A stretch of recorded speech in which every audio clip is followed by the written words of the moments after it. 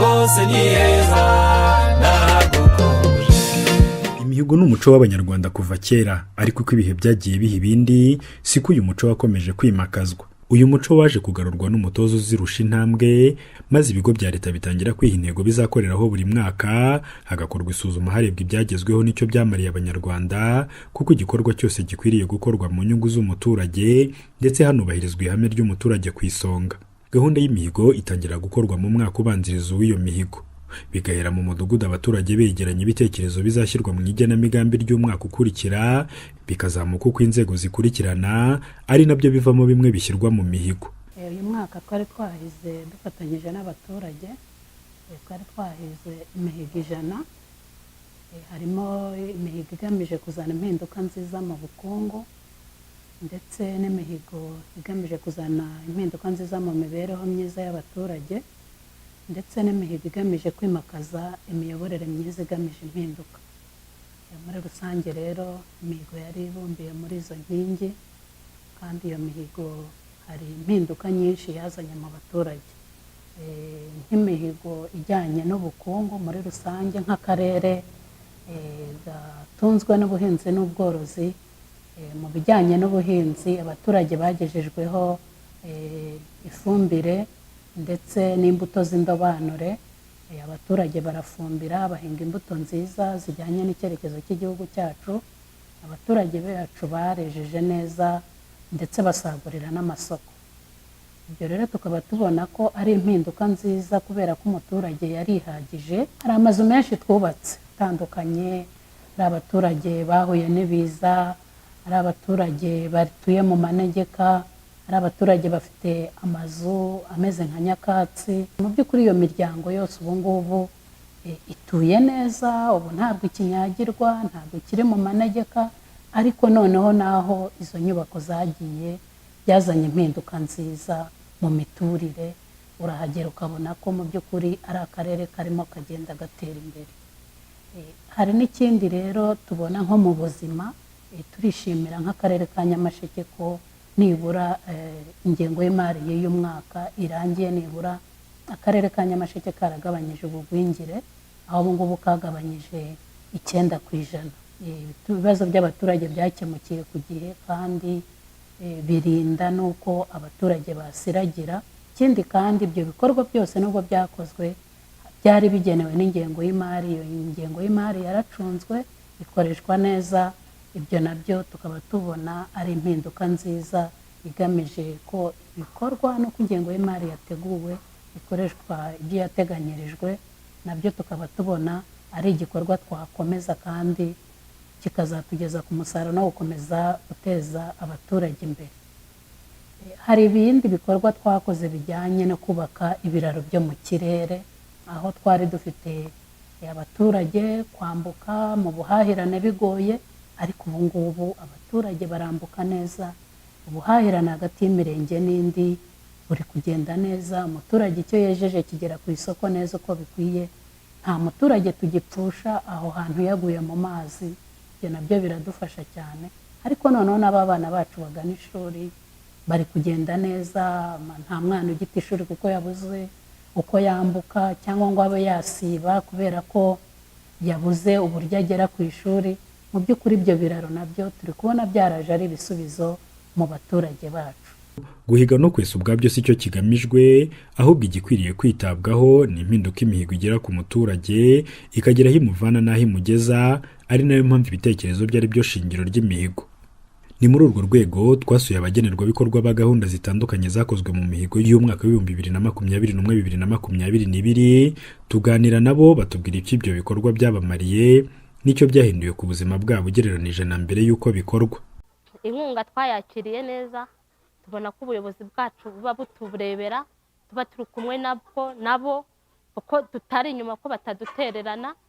Inkunga badaye rwose yatugiriye akamaro, tubona ko tuzakomeza, ndetse tubonye ubushobozi bunarenzeho umushinga wakaguka ku buryo mu gihe twatangiriye kuri 250, twumva ko twajyana igihe tugashyiramo n'1000 gutyo, tukazajyana igihe ku buryo twavuga ati noneho tunororera hamwe, ariko turakuramo n'izo tujyana mu ngo kugira ngo wa muntu wavuye mu rugo afite ubumuga, harimo n'abatoya bakiri urubyiruko bayahabwa n'ababyeyi, babone ko aho ari kumwe n'abandi aticaye cyangwa se wa musanzu bamuhaye atawupfushije ubusa.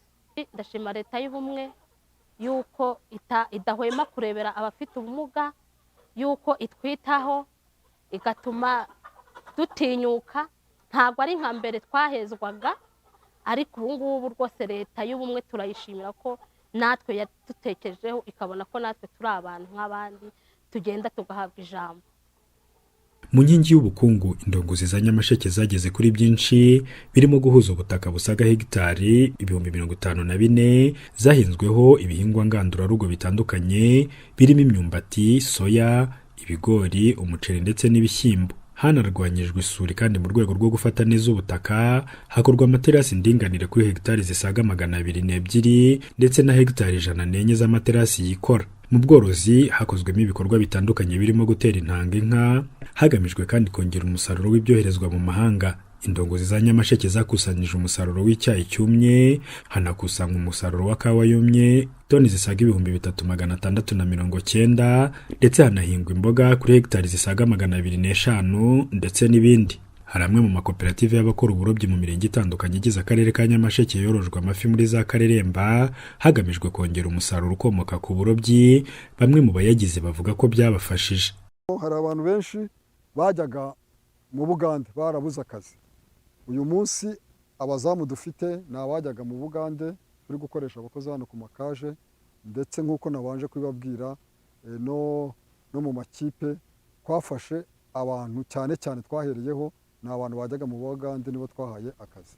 Turashima rero akarere na leta y'ubumwe, abarobyi ubu yaduteje imbere, kandi uretse n'abantu bari mu makipe n'abadamu bajyana ibiryo ku makipe babonye akazi, n'abandi batungura. Uwo muraga w'icyerekezo utanga akazi ku bantu, iyo womotse hari abantu bajya gutungura. Ubu umushinga wacu rwose uri kugenda neza, ndetse urebye historique kuri banki amakoperative yose ari kugenda ajyana y'amafaranga ku makonte. Nk'uko umushinga uhagaze ni ukujya turoba buri kwezi tukagira amafaranga tuverisa kuri konti y'ubwizigame. Muri Nyamasheke rero urebye nitwe ba mbere tugiye gusarura amafi, tuzahaza amaresitora, amahoteli, noneho iterambere n'imibereho myiza y'abaturage bikazamuka. N'amafaranga bashoraga muri Rusizi bajya yaba amatike ndetse no kujya kuzigurayo, ibyo byose bizaza muri Nyamasheke, natwe twiteza imbere, yaba abaturage, yaba amahoteli n'amaresitora, natwe ubwacu koperative twiteza imbere. Urumva abagize koperative Penya nabo bazabona amafaranga biteza imbere n'imiryango yabo. Muri iyi nkingi y'ubukungu kandi hagamijwe gukomeza ubuhahirane, isoko mpuzamipaka rya Rugari ubu rirakoreshwa. Ni isoko rifitiye abaturage akamaro kuko nibura miliyoni 970 z'amafaranga y'u Rwanda zikomoka ku bicururizwamo zisigara mu mifuka y'abaturage buri kwezi. Mu gukomeza gusigasira ibikorwa remezo kandi agakiriro ka Rwesero kubakiwe uruzitiro. Akarere ka Nyamasheke kacaniye ingo nshya kageza no ku bigo bibyara inyungu amashanyarazi mu kurushaho kongera ibikorwa remezo, horoshywa ubugenderanire, hatunganijwe imihanda mu murenge wa Kagana, akagari ka Ninzi, ndetse hanubakwa ibiraro byo mu kirere. Mbere yuko ikiraro kiza hano, urabona uruzi iyo rwuzuraga umwe ari hakurya undi ari hakuno ntawashoboraga komoka. Umwe byasabaga ko nyine ategereza ko uruzi rwuzuruka. Ubwo rero tukagira ikibazo, kandi hakurya havaga bari abarezi barera ku kigo, dufite n'abanyeshuri baviye hakurya bigiye, bigatuma rero abana babura uko bajya kwiga. Izo zari imbogamizi twari dufite. Ari nk'umuntu yashoboraga kuba yagendagaho yikoreye imitwaro ikarohama, cyangwa se twagiye tubura n'abantu bitewe n'imbogamizi z'uruzi. Kera twajyaga tujya kwiga kubera ko amashuri yabaga muri cyaje, noneho twajya kwiga uruzi rwaba rwuzuye nyine tukabura aho turara, akaba igihe ducumbika nyine no hakurya y'uruzi, noneho tugacumbika tukaba no hakurya y'uruzi nyine tukaharara, ubwo ntitube tucyambutse nyine. Noneho rero iyi karundura ko n'abantu bacu bahezemwo benshi barazaga nyine, uwishoyemwo akarohama ugeze gute akagenda, kubera nta kiraro nyine twagiraga. Ibyo byose dufite utugogo dutoya ku buryo twuzuraga tukagenda, twamara kugenda bakagaruka bakongera bagashyiraho indi, bakagura imigogo buri munsi. Nuko twabigenzaga buri gihe. Ubu ngubu kuva cyagera aha ngaha n'abantu rwose baza kucyifotorezaho kubera ubwiza bwacyo. Nta ruzi rwuzura ngo rwagitwara, nta muntu warara hakurya y'uruzi ngo ikiraro ngo cyabuze cyo gutaha, ntibishoboka. Na moto ziratambuka, mbega ni bwose baherana no mu Ityazo. Hatewe kandi ibiti by'imbuto ziribwa. Bamwe mu baturage bakavuga ko izi mbuto zabafashije kwiteza imbere. Nahinze ibinyomoro imbuto 550.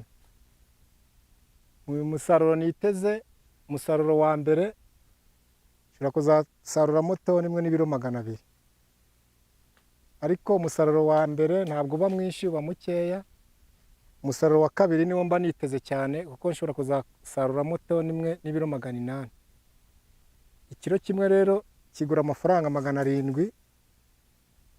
Ubwo yo nkubye n'ibiro nzasarura mu gihembwe cya mbere nshobora kuzabonamo ibihumbi bigera muri 700.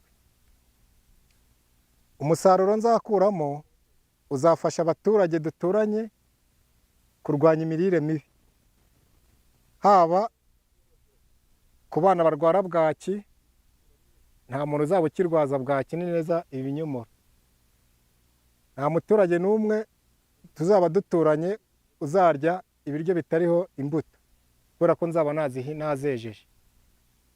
Kandi nanjye bizamvana mu bukene kubera ko ibinyomoro nzaba narahinze bizampa amafaranga bikanteza imbere hamwe n'umuryango wanjye. Mu nkingi y'iterambere ry'imibereho myiza y'abaturage, aha naho akarere ka Nyamasheke kageze kuri byinshi. Bimwe muri byo twavuga kuboneza urubyaro, gupimisha inda abagore batwite nibura inshuro enye mu gihembwe. Indongozi za Nyamasheke kandi zanakanguriwe kugira ubwisungane mu kwivuza. Muri uru rwego rw'ubuzima kandi hanasanwe icyumba cy'inzu y'ababyeyi ku kigo nderabuzima cya Karambi ndetse n'ibitaro bya Bushenge. Ntabwo ndwaye, naherekeje umubyeyi uje ku gipimo w'iwanjye. Naje hano ibitaro hano aho abadamu babyarira hatari haguka. Noneho inza hano nje kureba umudamu muherekeje aje kubyara. Bwa mbere yari ari mu cyumba kimwe araharuhukira.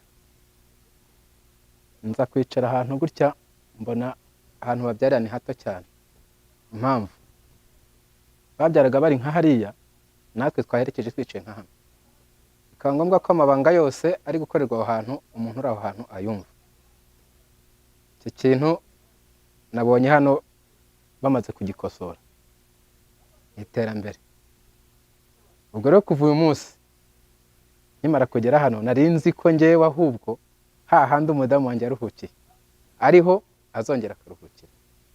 Ntangajwe nuko nkase hano ndebye neza gutya mbona sare, ibitaro, ahantu bagomba kuruhukira ni heza. Burya bituma n'umudamu nubwo inda biri kumurya hagati byose nubwo iri kundya, ariko ndaruhuka ndi ahantu heza hari isuku. Tuzajya tuza natwe tugati abadamu bacantu bari hari umutekano. Mu rwego rwo guhangana no kurwanya imirire mibi mu karere ka Nyamasheke, abana bose bari munsi y'imyaka 5 bapimwe indwara zikomoka ku mirire mibi. Mu burezi hasanwe centre ya Rivera hubakwa ibyumba by'amashuri 6, ibyumba 2 byo kuraramo n'icyumba kimwe cyo kumurikiramo ibyakozwe n'ikigo ndetse n'ubwiherero. Mu burezi kandi abantu bakuze batari bazi gusoma, kwandika no kubara nabo barigishijwe ndetse bamwe muri bo batanga ubuhamya ko babimenye. Minisiteri y'Uburezi impamyabushobozi mu gusoma, kwandika no kubara, Umurenge wa Kagano. Ntabyo narinzi. Nabimenyeye aho mviriye mu isomero. Imiryango 52 itishoboye yarokotse Jenoside yakorewe Abatutsi mu mwaka w'1994 yarubakiwe. Koperative z'abafite ubumuga nazo zahawe inkunga mu rwego rwo gukomeza kubafasha mu iterambere ryabo. Abafite ubumuga kandi bafashijwe kubona insimburangingo ndetse n'inyunganirangingo. Mu rwego rw'isuku n'isukura, akarere ka Nyamasheke kagejeje ku baturage amazi meza mu rwego rwo kugabanya ingendo bakoraga bajya gushaka amazi ndetse no kubarinda ibibi bituruka ku mazi mabi. Kugira ngo ubone umukobwa uzashaka ahantu ntuye byari ikibazo kubera ko hatabaga amazi. Umuntu yazaga kugusaba amazi bakamuha urwarwa kubera ko amazi ava kure, bavomaga mu mugezi wa Rubyiro. tumaze imyaka 12 tutagira amazi yarapfuye. Ngo no kuvuga ngo aho dutuye nta mwana wajyaga ku ishuri ngo hagerere igihe kubera gukererwa kuzinduka kuvoma kugira ngo amazi abone amazi akaraba. Mbega abana bagahora barwaye n'umutwe. Ugasanga umwana arahora arwaye bikanu kubera kujya kuvoma urugendo rwa kure ahantu dukoresha amasaha 2 kujya kuvoma. Waba ubonye umuntu yikuzanira ukamuhemba amafaranga 200 kugira ngo aguturire guduye amazi. No kuvuga ngo rero batangiye gutegura iki gikorwa cyo bazatuzanira amazi. Abenshi twabifashe neza twarabyakiriye twumvise twishimiye tukavuga ko ayo mazi atazaboneka tukavuga ngo nuko dupinga ntabwo amazi azaboneka. Ariko abonekeye umuntu asigaye abona amazi gukogesha isahani mu rugo harakeye tugakora isuku tukamesa. Mbega ntabwo twamenye ukuntu tubivuga nkanje. Nta mwana nsigaranye abana 2 bajya ku ishuri mu gitondo bakarabira igihe wenda n'umuturanyi wabonye ubushobozi bwo kuyageza mu rugo duturanye kandi agenda ngafata amafaranga ngatanga bakazana igurudu ry'amazi bitamvunye. Nanjye ubwanye mbere abana bajyaga kwiga inzu ko bayisiza akaba ariko bayisanga kubera ko nta mbaraga zo kujya guterura ijerekani ngo ditererane uwo musozi. Ariko ubu ngubu barajya kwiga nkavoma ngateka bagasanga amazi mu rugo ntibibavunye. Igihe cyo kujya kuvoma bari muri etide bari kwiga bari gusubira mu masomo rwose. Ni ibintu byiza cyane n'ibyo kwishimirwa n'iby'agaciro kanini cyane. Umubyeyi Paul Kagame ntacyo nabona twamugororera rwose yatugiriye neza. Ni ibintu bigaragara si ibintu byo kwirarira aho dutuye cyane. Kugira ngo ubone amazi ni ibibazo ariko ubu ngubu amazi aratwegereye ndabona ari byo kwishimira ndetse aragahora ku ngoma. Mbere na mbere ndabanza gushimira abakozi twakoranye kuva ku mudugudu kugera ku karere. Ndashimira cyane inzego z'umutekano dufatanye umunsi ku wundi uburyo twakoranye mu buryo bw'umuganda ndetse ndashima cyane uruhare rw'abaturage mu biri kubakorerwa yaba imiganda batanze yaba na wa muturage wahawe isakara akaba yarabashije kwibonera urugi. Ariko noneho ndashimira n'uruhare rw'abafatanyabikorwa aho dufite abafatanyabikorwa twafatanyije kubaka amazu batwubakiye amazu 200. Ayo mazu y'abafatanyabikorwa nayo turayashima ariko noneho na rya sakaro twavugaga twafatanyije n'abafatanyabikorwa kugira ngo riboneke nabo turabashima cyane. Inyamasheke neza cyane uzaze nawe wasure